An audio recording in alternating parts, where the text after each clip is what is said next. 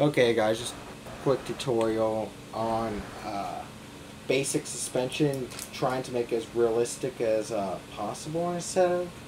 This isn't the best, most accurate DDM TW car pack way, but this is a way to get it to work for your own little projects, or if you're trying to get right or whatever. Yeah, Chan, don't be shy to talk, I don't care if you talk or whatever, but so all this other stuff is pretty self-explanatory, like brakes, you know, drivetrain.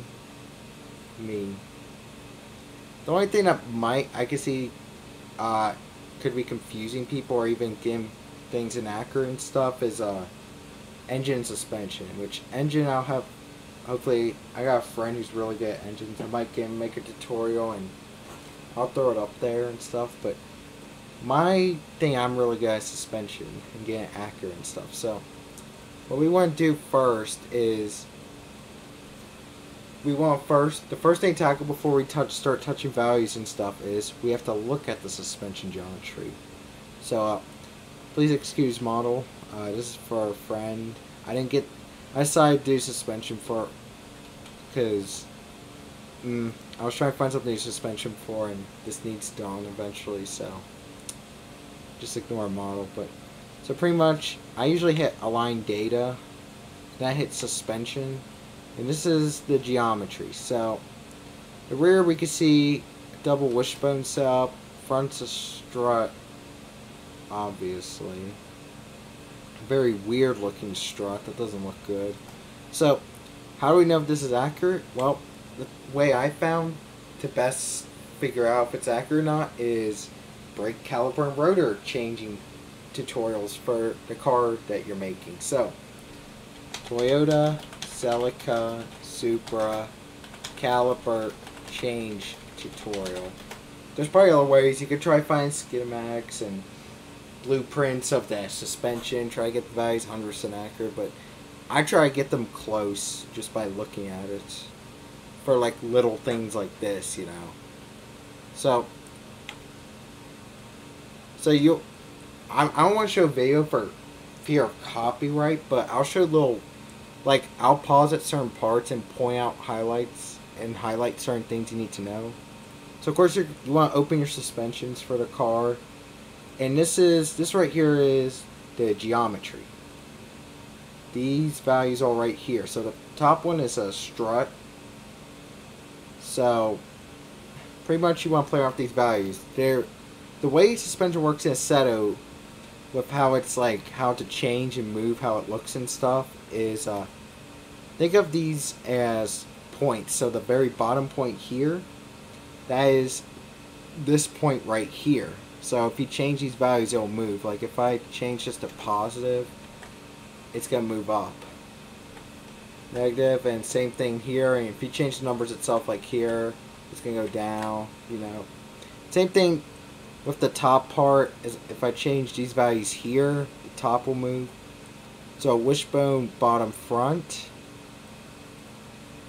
that is this point right here where my mouse is. That is this. So if we change this to like 4 or something, you're gonna see that extend. The rear is this point over here-ish. Yeah. So same thing, like I said, if you change it, that'll change. Now the bottom one, that's this point where the two wishbone front and rear, that's where they meet. So that's that point right there. So wishbone car steer, I'm pretty sure this one is this value here, and this one is this value right here. I'm pretty sure. Because I'll look at a full. Oh, I did.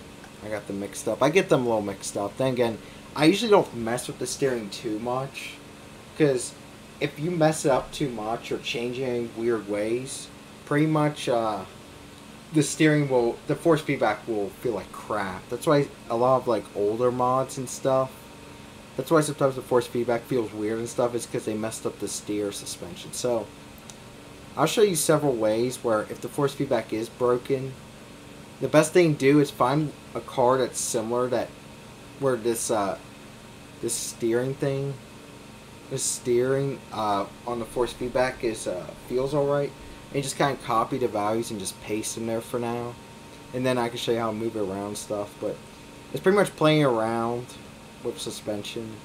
But that's the strut. So double wishbone, it's kind of the same idea. So we go down here, double wishbone. Wishbone top front, that's this. Top rear, that's that. Bottom front, that's this right here. Bottom rear, that's this here.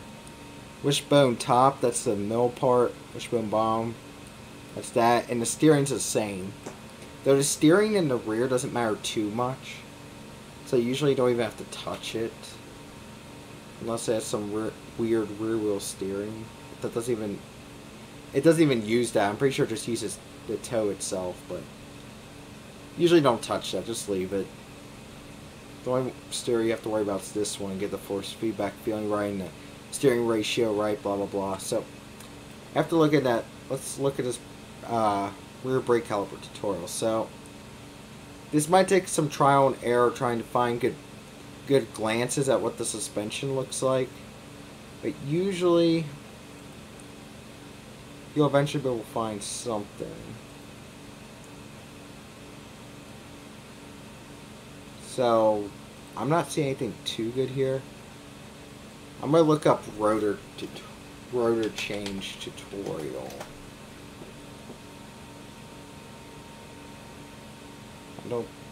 No, I'm not getting anything. That's what I thought. Yeah, you're not gonna find rotor tutorial changes as often as caliper, so. And make sure it's the actual Here's how to car. do a front brake. Oh god, let me mute it. Make sure when you're looking these up that you make sure that, like, don't just Google it and click on video, because I'm pretty sure this one is just a regular silica. It is, isn't it? Oh. Yeah, that's what I thought. This could be a little tricky finding Silica Supra. Okay, the other thing you can do, if you're having issues trying to find it, which actually, I'll just go ahead and show you what to look for if you're doing a tutorial. Or if you're trying to do it this way. So, what you want to look for is, you want to try to get glances of the suspension itself. So,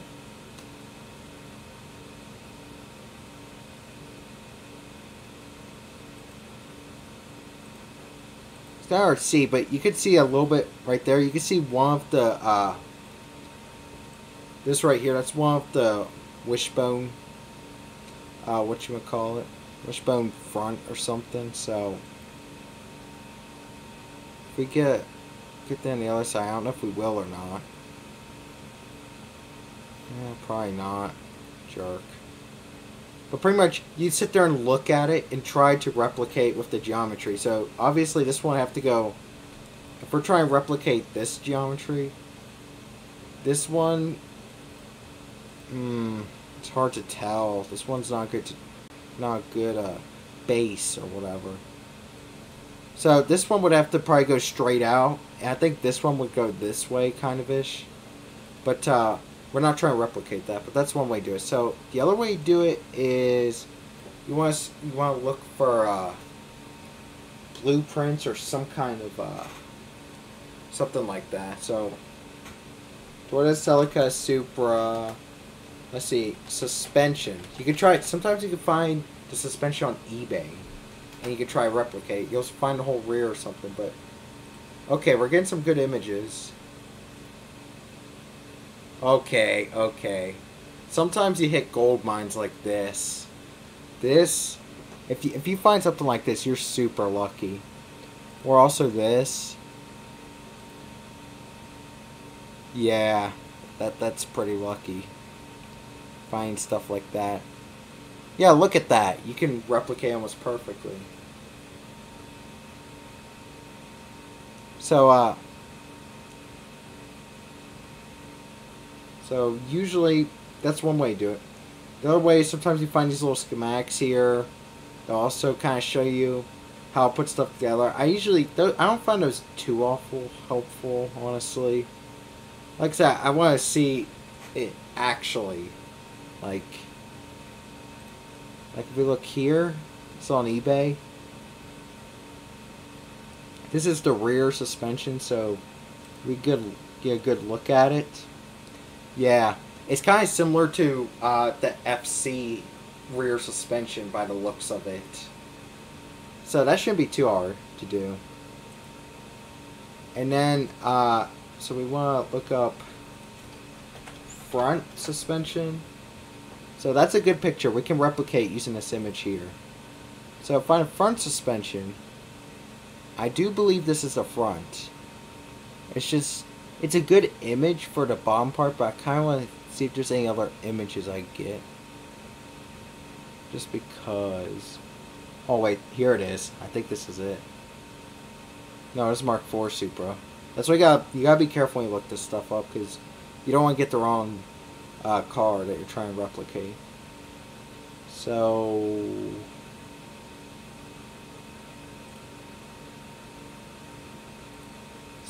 far, I got an okay image of the front. I just would prefer a better image.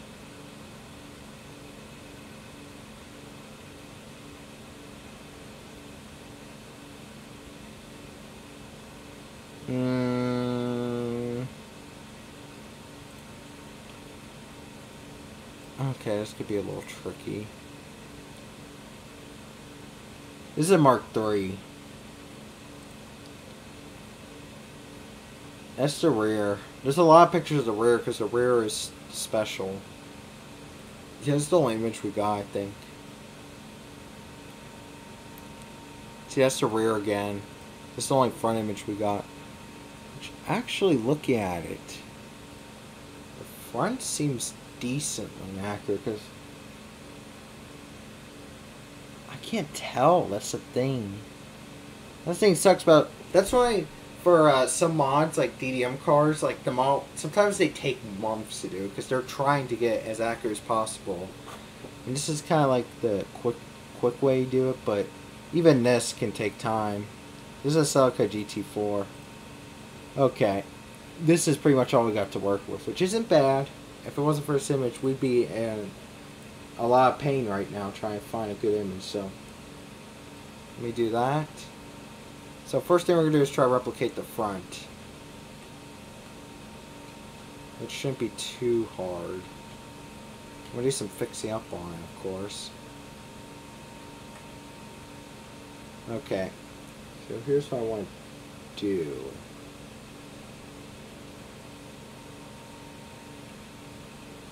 It's actually not too bad. I think I do want to widen that out a little bit, possibly. Huh, interesting. It's a really weird front suspension design. So I think what I'm going to... I think the front's actually pretty accurate. It's just the rear is messed up. It's not accurate at all. So, we're going to leave all this here. But we're going to change the strut because I don't like where it's positioned. It's not very good. So what you can do is, usually you want to try to keep these connected, from my experience.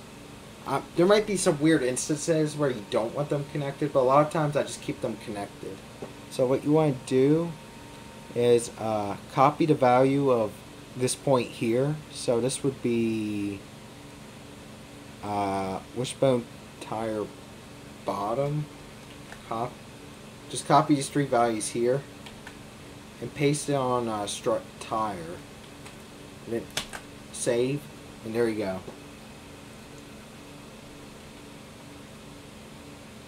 And I think that's all we really need to do. I'm not going to touch the front anymore because the front's actually pretty accurate. It's just the rear, I'm pretty sure, is messed up. Unless I be mistaken.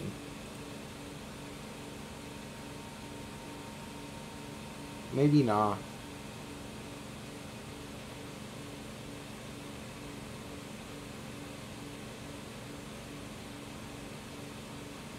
Yeah, it is pretty messed up. Okay.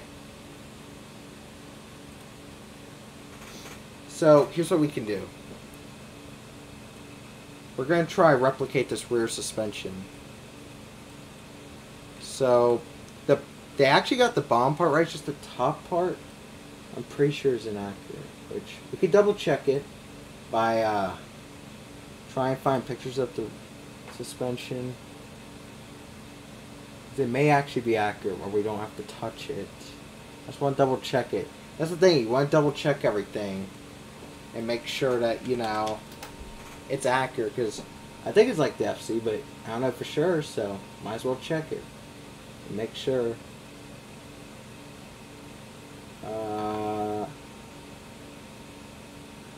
So I'll show pictures of this so you can actually see. So try and find good pictures of it, of the top part of the suspension.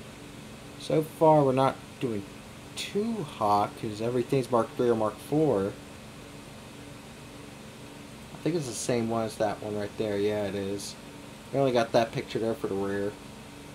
That's nice. Oh well. So we're going to scroll down.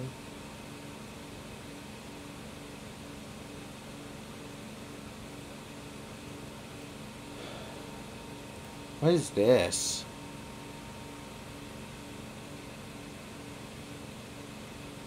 Is that the suspension? That's Mark 4. I don't want that. Okay, we're going to have to try use this picture, which is kind of a pain. Okay, so this is upside down. This is right side up.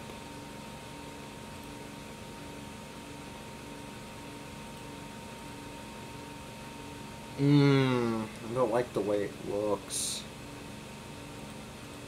I don't know. This is a hard part.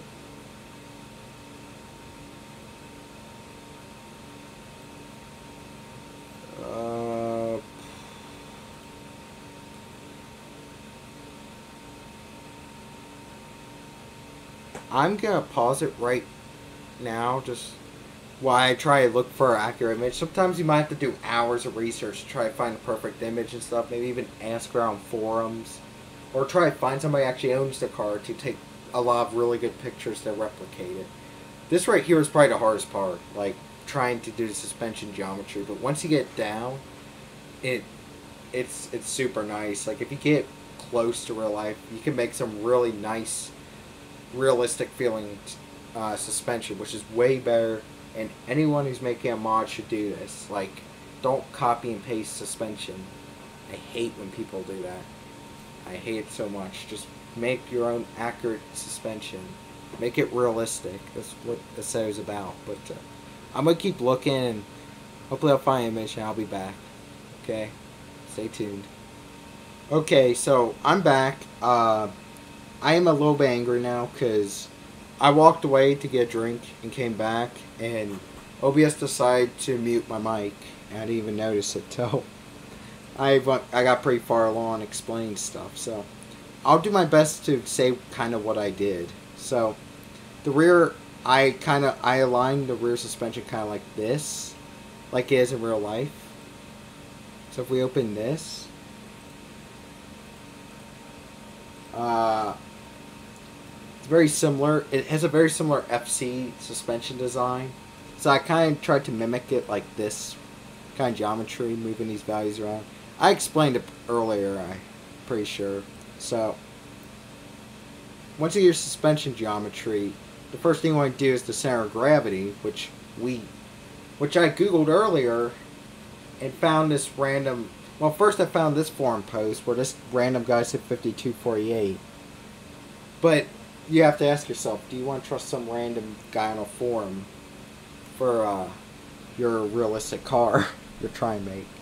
So I scrolled further down and found this, which I'm trusting this guy because these are all exact values. It's not just some random numbers spit out. If you look, that guy was wrong. It's actually 5446. So you want to make sure this is right, and when you adjust it, make sure to go in car and change this value here to move the wheels around. So after you do that, you want to do the anti-roll bars. Now, like I said, you do research and try and find how big and thick the anti-roll bars were, and then try compare it to like a Kunos car. Then like takes up like the stock 86. Look at how stiff the front rear anti-roll bar is, and then compare it to how thick it is in real life and all that. To try to get a rough estimate, or you can even do calculations, but I'm just estimating. That's price of like 3,600 and 1,600 with the weight and stuff. So the front, the base Y, that's pretty much how high the suspension, the model is from the ground suspension wise. Now here's the thing: there's two differences between height. You have model and suspension are different; they're separate from each other. So don't worry about how the model looks when you modify this base Y value. But something like this Celica Supra would have a higher, would kind of have a little bit of a higher base Y, but not something really high like a lifted truck or something. So I did 0.22, and same with rod length. Something stock like this, I guess would have like 13 or 12 or something like that here. But if you're trying to tune it or something, the most realistic way is to lower the base Y by a few values and lower the rod length by a few values. You always want to try to tune and get as accurate as possible. So the hub mass is I still don't exactly know what it does. I'm pretty sure it doesn't do much. Like I said, if you know anything at all about it, or I mess up anything, please say in the comments section. I'll make it insert in the video. But same thing with rim offset. We covered all these values here earlier. That's the geometry. Toe out, you know what that does. You always want to Google and try to find the exact values and stuff for like the toe out and the camber and stuff. But I'm on a little bit of a time crunch, so I'll try to summarize it best I can. The camber, like I said, camber is same. Spring rate. So spring rate is how stiff your springs are.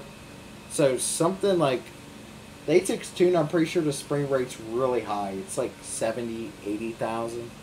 Something more stock like this from the 80s would probably have something like 18, 20, 22,000. I'm doing 28,000 because it still doesn't feel quite right from my testing. So you may have to bring up higher or lower depending, try and get right. Progressive spring rate, from my experience, I've noticed when you put like 10, 20, 30,000 in the rear, it helps with front wheel drive's rotating, but I still don't exactly know what it does because it's hard trying to research and find things about suspension because it's very secretive. There's like no tutorials out there that properly explain what each value does and how it affects the car and stuff. So if any of you guys know, let me know and I'll pin it or do something. So bump stop rate, that pretty much you want to have a little higher than your spring rate. That's how much it stops. Like, I don't know how to explain it. It's kind of like your bump stop values. That's the best way I think to describe it. Usually when it's lower, your car will bounce more. If it's higher, it'll be more reactive and stuff. That's literally the best way to describe it. There's videos out there that explain tuning and stuff if you want to get the nitty gritty, but usually if I said 28, I said like 10, 15,000 if it's stock, maybe even 5,000 if it's kind of a crappier car. If it's like tuned or something, I might do 15, 20, 25,000, maybe even 30,000 higher, maybe even higher if it's really tuned, but you just play around with those values. So I'm going to bump it up actually a little bit. So bump stop up, down, and Packer range. These three kind of all go along with each other. So Packer range is the total suspension movement from the very bottom bump stop to the very top bump stop. That's how much your suspension moves up and down pretty much. So usually on older cars you want it higher. On like newer tuned cars and stuff you don't want it high at all, of course. But Your bump stop up is if the car is sitting still and you start accelerating, you know how the front part of the car lifts up? That is your bump stop up. Your bump stop down is if you're going in a straight line, not really accelerating, the car's kind of like, sitting flat, and you brake really hard and the nose dips, that's your bump stop down. So, usually on a stock car, I have it set up similar like this. On tuned cars, I might have 0.02, 0.04, maybe like 0.06, 0.08. That's like a really tuned car though. You want a little bit of roll sometimes if it's like street tuned to get feeling like somewhat realistic. So your damper settings, these get a little more complicated and stuff. I'll try to sum it up. So your damper bump is if you're going along a track and you hit like a bump in the road, or you hit like some kind of bump or something, cause your suspension go up. That's your damp bump. That's how quick it reacts to bumps in the road and compresses up. Your damp rebound is how quick it expands after it compresses from like bumps in the road. Now your fast bump, that is how fast your damper reacts if you're going around a corner, how quick it compresses. Same thing with rebound, it's kind of vice versa. After it compresses, that's how fast it rebounds after going around like a corner, or it compresses it all or whatever. Your fast bump threshold is kind of similar to bump and fast bump. The same thing, kind of general. I don't know exactly what it does, but usually if you tune it similar to like your bump or rebound and stuff like that, if you get a similar idea, it will usually be fine. So usually minimum you want to go, if it's like a minimum you want to go is like 0.05 or something, 0.04. That's kind of like if it's a slow reactive car. If you want something really reactive, you want 0.12 or something. So I kind of in the middle, kind of a little bit of compromise, whatever. But for a stockish car like this, I usually have to bump at like 1,000. The rebound, it's a little higher bump. Fast bump, 1,500. Fast rebound, 2,100. Usually with tuned cars, you want 3,000-4,000 bump. Blah blah blah. But usually you want to rebound a little higher than your bump. With everything. Usually, there's rare instances, but overall. But that's pretty much suspension. The rear is the same idea. Usually the rear, the rod length is a little lower, and so is the base Y sometimes. Usually everything, all the values in the rear are a little lower, except how much it rolls. Usually the rear is a little bit looser and rolls more, which allows me more controllative. Have more controllability. I'm sorry, I'm really tired. I had to explain this twice because OBS is special, but we'll get through it. So that is the basic idea of we want. A lot of this is just play around, get an idea of what it handles like. So after you do all that, you want to take it on I recommend drift to do all your testing. And the first thing you want to try nail is the body roll. Try to get the body roll accurate, and then we can try get handling decently and stuff. This is for making a stock car. If you're making a tuned car, you don't have to worry about body roll. Just try to get handled nice and change the values as you need to. But we're making a stock. We're making a stock car, so don't worry about it. So yeah, tires are really messed up, so I'm gonna have to fix that. But oh, if you're wondering what this is, if you have your developer apps enabled, I recommend pulling this up so you can actually see the suspension geometry in motion and stuff. But let's give it a spin. If we look now, yeah, this is way better.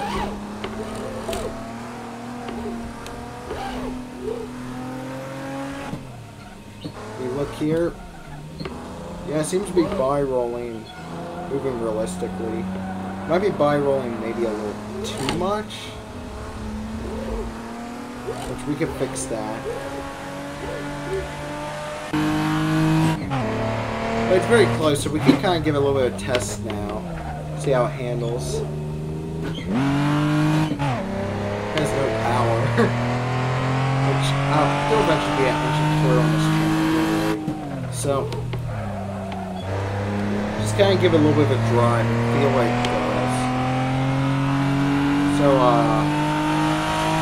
I'm going to kind of give you a few basic things to check while I'm kind of driving this and feeling it out. So,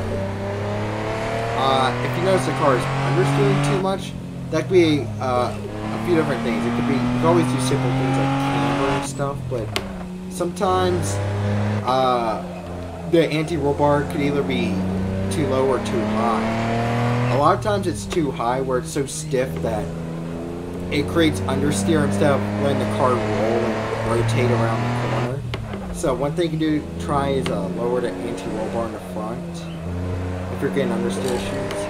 The other thing you can do is sometimes it rolls too much where it's causing understeer, so you might want to raise it.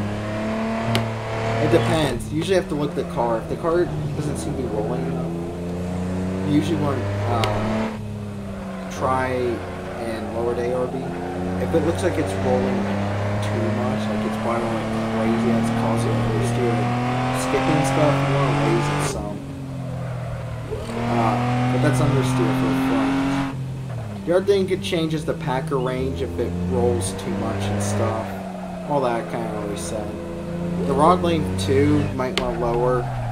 Because usually the higher rod length, it doesn't turn as good, but it rolls more. So usually with stock cars, you do want to make sure it's accurate and have the correct rod length and stuff. So you might have to play around with ARBs to get accurate. Or maybe even the geometry. Geometry may be off. That could be causing understeer. So maybe more research in geometry. But that's understeer in the front. The rear, if the rear is kicking out a lot, kicking out too much or whatever, one thing you can check is check to make sure the rear is not too stiff. If the rear is too stiff, it can sometimes cause too much oversteer, because you want the rear to be able to roll to absorb the inertia when you're going around the corner. If it's too stiff, it'll just slide because it has nowhere to bring the energy except the tires. If you let it roll, the springs absorb the energy and let the rear stay planted. So that's one thing to check. The other thing you could do is raise the packer range. Just try, if the rear is too oversteered, just try and get the thing to roll more. Usually, if you do all that, you can usually get it to quit oversteering too much. That's the two main things I want to state. So I know that's what a lot of people want to try and tune out cars. They're making a tune car, whatever. But so after my driving that little lecture there, overall, I got an idea of what it feels like and how it drives and stuff. It feels pretty nice, or I think it'd be, but let's check the video. Right here.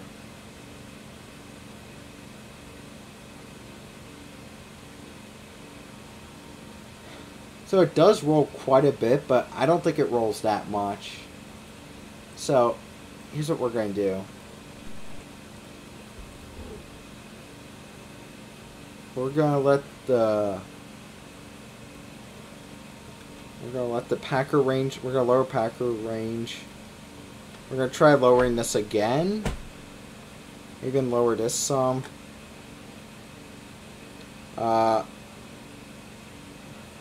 Raise it a little more, just for good measure. And then we're gonna do the same thing with the rear. Except we're gonna do 5, 13. Okay, let's try this again and see. I think we're pretty close.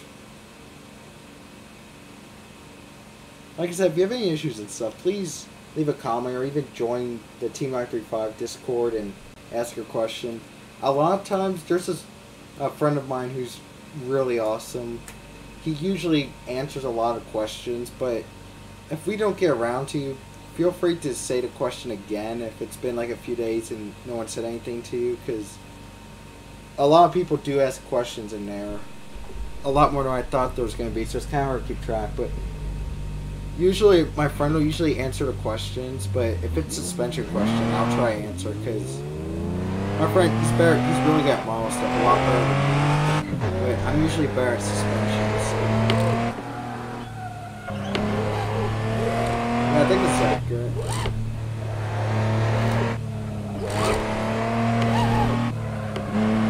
Yeah. Okay, it's skipping a little bit.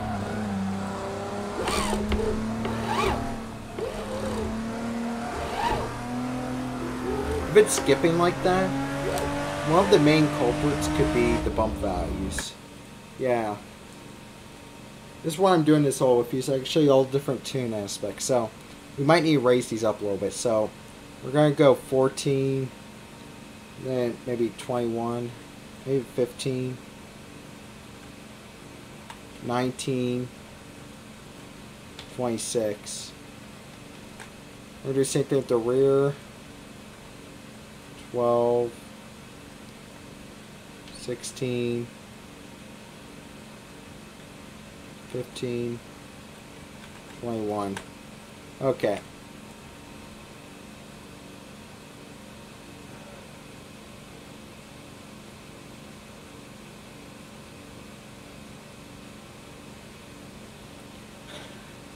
Let's let it load.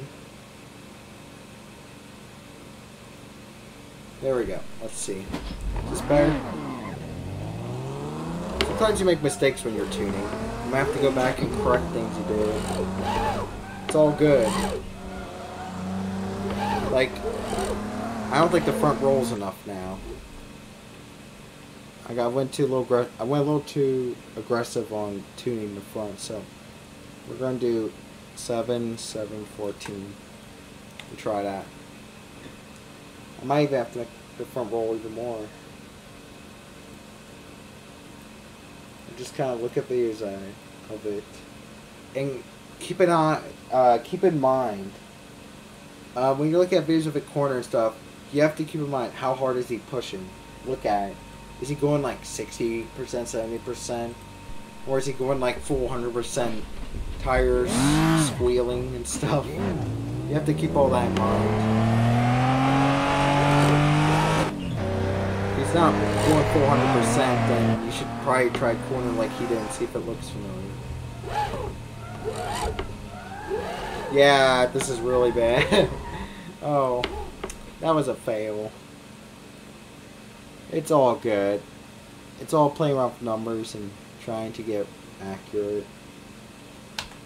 There's no really good official way to do it, from what I know. Let's do 12 and do 8, 8.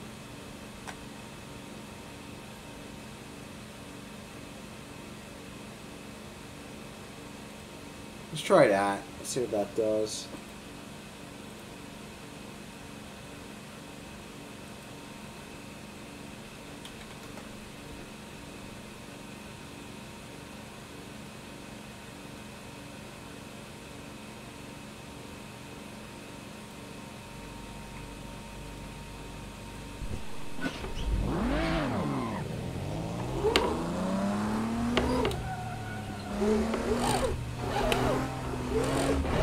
Oh god. Yeah, it still doesn't go down far enough. Like it should. Skipping a little bit now.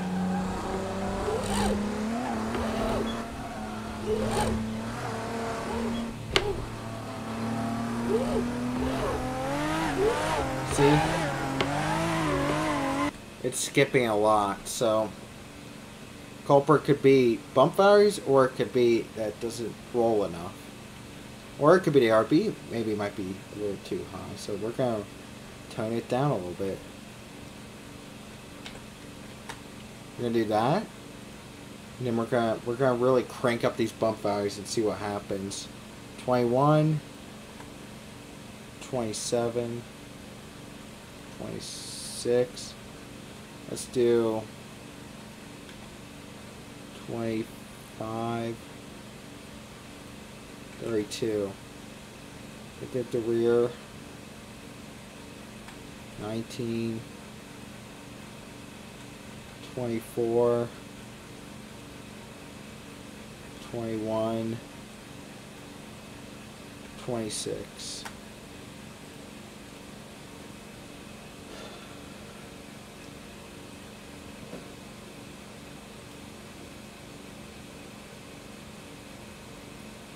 My best advice is don't do it all in one sitting. Spend a few days. Like, do some things here till you're kind of happy with it. If there's a few tiny issues, just let go for the day. And then after that, then the next day, or next time you can play and do stuff in so try it again and see. If you're happy with it, don't touch it. If there's issues, kind of tweak it a little bit. Then just keep doing that for a few days and make backups in case you did something weird with it. One day.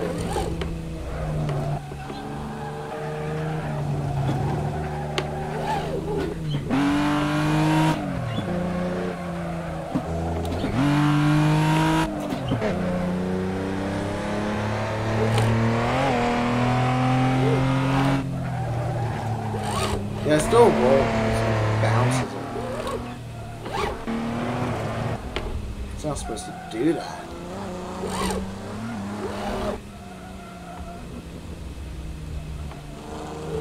Why you make backups? Because it was not doing this earlier. It was just rolling a little too much. See? Yeah, that's bad. That's really bad. See? I'm not magical or anything when I make suspension. I can't make it perfect first try. I usually spend days or weeks trying just playing with it, changing values, try to get accurate. So I'm actually thinking bump values are too high. So I'm going to tone it back down because I wasn't doing this when they were like lower like this. So we're going to reduce these. 14, maybe even 16. We're going to do 14, 9, 9, maybe even 15.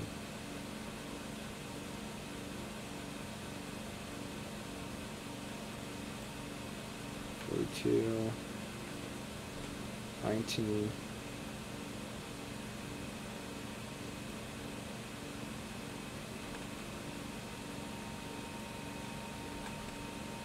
14,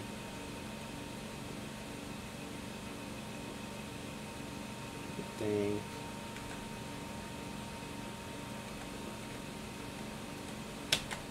All right, so let's try this.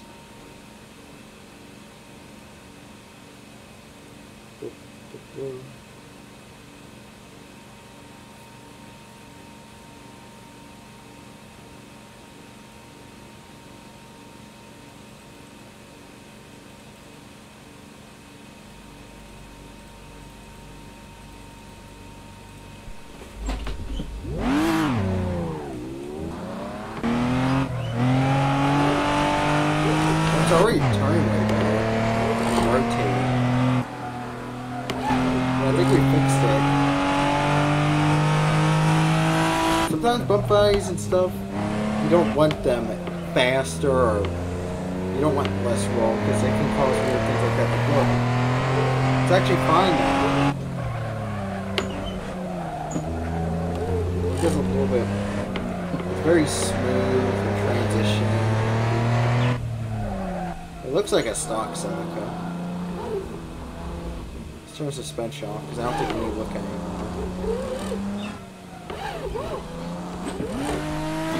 Now, this is 100% accurate. Somebody did all the research and stuff. Did they get better suspension? Absolutely, yes. Is this probably like 80% accurate? Yeah, probably. So, it's just an easy way to try to get good stock suspension.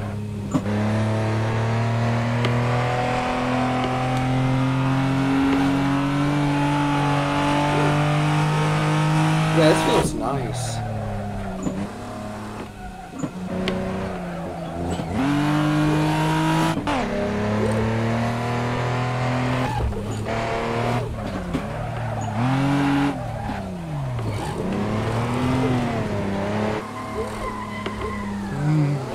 Come on, I gotta do a little bit of this. See if I can drift it. Not enough power.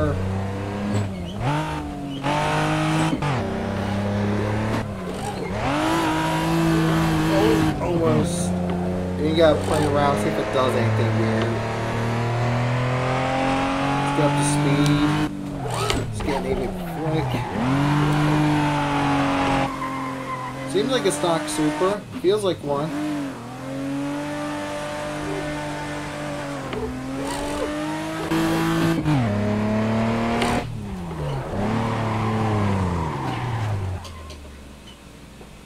Yeah. It doesn't sit. It still doesn't sit quite right. So, you probably have to do some play around with that to get it to feel better. But, yeah, that's pretty much all you really need to know. Suspension wise, let's look at the replay while I talk.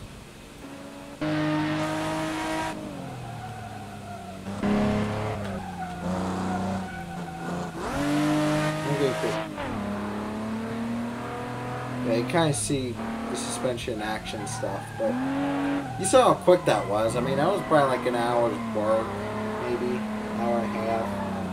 And look how nice suspension you got. A lot better than before, probably. You tell people it's 80% accurate because it pretty much is. I mean, you tried to make it look the geometry. You tried to make geometry look like real life, and then you tried to make it roll and behave like it were real life. So, you know, it's pretty accurate. It's not perfect, but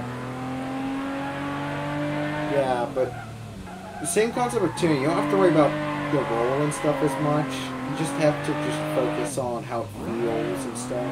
Like I said earlier, I told you what different understeers, oversteers, but it's just playing around values pretty much and knowing what to change, what to tweak and stuff. But I think I'm going to end the tutorial here. I may or may not go in depth. If people are confused about certain things about this tutorial, I can explore deeper into certain things possibly if I have time or feel like it, but overall, I hope this helps. Like I said, join Team 935 Discord if you have issues or questions and you need answered, or even if you want to just chill, hang out, be part of a team, or share your projects you're working on. I mean, we're pretty nice people and all, and I post up I only posted so far one project I finished and it's public and released. It's Evo 6 Team ERS, but other people post stuff in there. We help each other. If you need stuff, let me know. But anyway, I'm rambling now, so thanks for watching. Don't mind leaving a like, subscribe, would be great, and see ya.